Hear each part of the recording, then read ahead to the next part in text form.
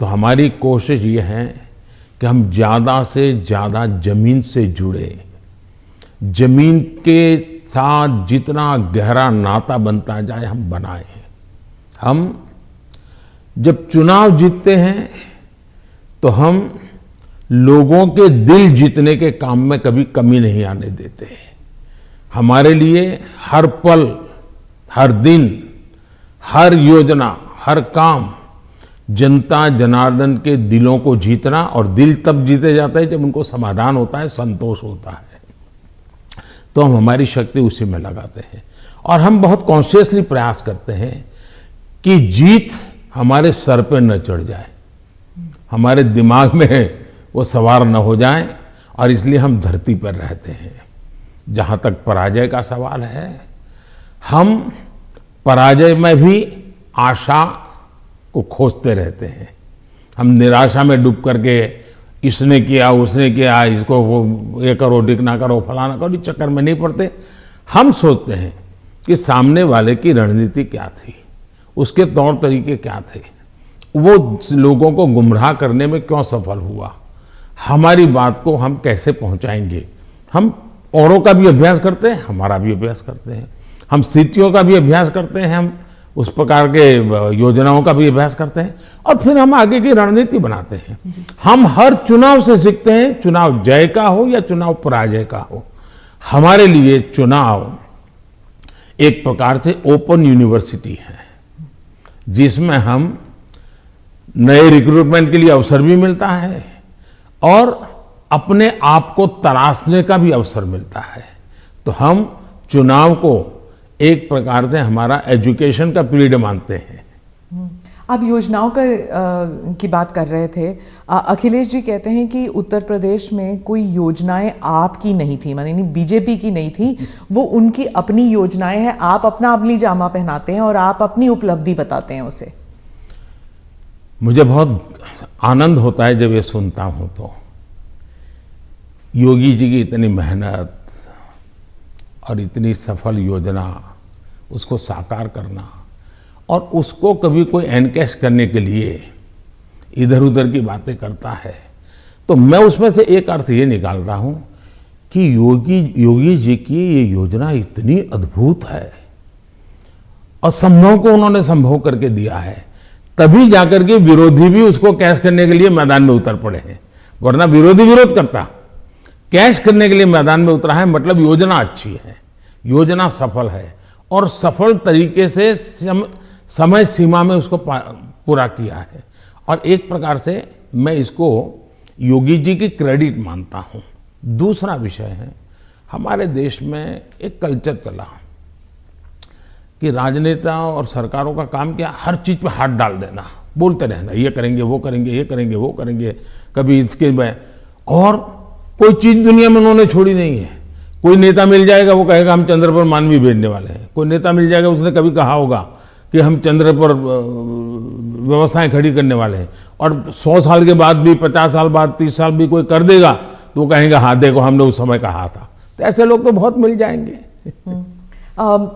आपने crime free Uttar Pradesh का जिक्र किया है अपने भाषणों में, पार्लियामेंट में भी आप कर रहे थे। आपने कहा कि समाजवादी पार्टी जो है वो दंगाइयों की पार्टी है, आपने, और योगी जी ने कहा कि गुंडे हैं उस पार्टी में। तो क्या आप, और समाजवादी पार्टी कहती है कि उनकी खामियां हैं और इसलिए वो हम पर एलिगेशंस करते हैं। क्या आप ये आप कैटेगोरिकली कह सकते हैं कि यूपी जो है वो क्राइम फ्री की तरफ बढ़ रही है, और ये हो सकता है, संभव है? पहली बात है कि जब लोग उत्तर प्रदेश में सुरक्षा के विषय की चर्चा करते हैं तो वहाँ के सामान्य मानवी के मन में पिछली सरकारों में जो उन्होंने मुसीबतें झेली है, जिस प्रकार से गुंडा राज चलता था, जिस प्रकार से माफिया की इच्छा के अनुसार ही सरकार के बाबुओं को काम करने के लिए मजबूर होना पड़ता था, जिस प्रकार से इस प्रकार के दबांग लोगों को सरकार में एक प्रकार से प्रतिष्ठा थी, आश्रय था, ये सारी चीजें उत्तर प्रदेश ने बड़े निकट से देखा है।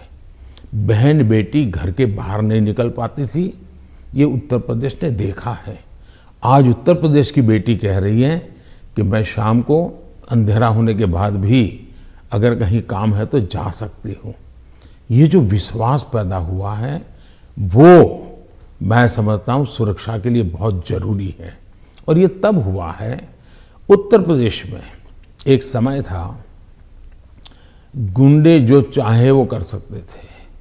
आज स्थिति ये है कि उनको हाथ जोड़ के कहना पड़ता है कि यहाँ बाहर मुझे रहना नहीं है, या तो मुझे जेल में ही रखो ताकि वहाँ थोड़ी बहुत तो मेरी जिंदगी बच जाएगी, क्योंकि मेरे पाप। और हर कोई सरेंडर कर रहा है। बहुत से लोग हो सकता है सही रास्ते पर भी आ जाएंगे, जब देखेंगे कि भाई अच्छे रास्ते से भी जीवन जिया जा सकता है तो हो सकता है अच्छे रास्ते पर आ जाएंगे। लेकिन योगी जी ने सुरक्षा को प्राथमिकता दी है, कोई कॉम्प्रोमाइज नहीं किया है। कुछ लोगों को उसके कारण तकलीफ हो रही क्योंकि उनका कारोबार वही था। आज खास करके माताओं बहनों को जो सुरक्षा मिली है ये बहुत ही महत्वपूर्ण है। अब आप देखिए इतना बड़ा कुंभ का मेला हुआ, यानी हमारे देश में हुए कुंभ के मेलों में सबसे बड़ा कुंभ का मेला योगी जी के कालखंड में हुआ।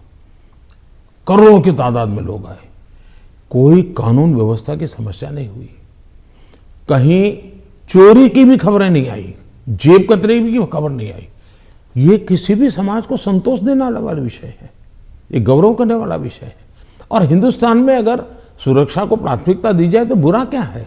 नहीं, बुरा नहीं। जैसे सुरक्षा की बात चल रही है तो वो कहते हैं कि वहां पर एक जुडिशियल प्रोसेस नहीं है, ठोकों की राजनीति चलती है। अगर योगी सरकार ने डिसाइड कर लिया कि फला जो है वो गुंडा है या उसका कारोबार जो है उसमें कोई डाउट है तो उसको जेल में डाल दो, मतलब एक जुडिशियल प्रोसेस नहीं है, वो कहते हैं। देखिए, हिंदुस्तान की जुडिशरी वाइब्रेंट है, हिंदुस्तान की जुडिशरी बहुत ही सक्रिय है और कभी कभी तो प्रोएक्टिव है।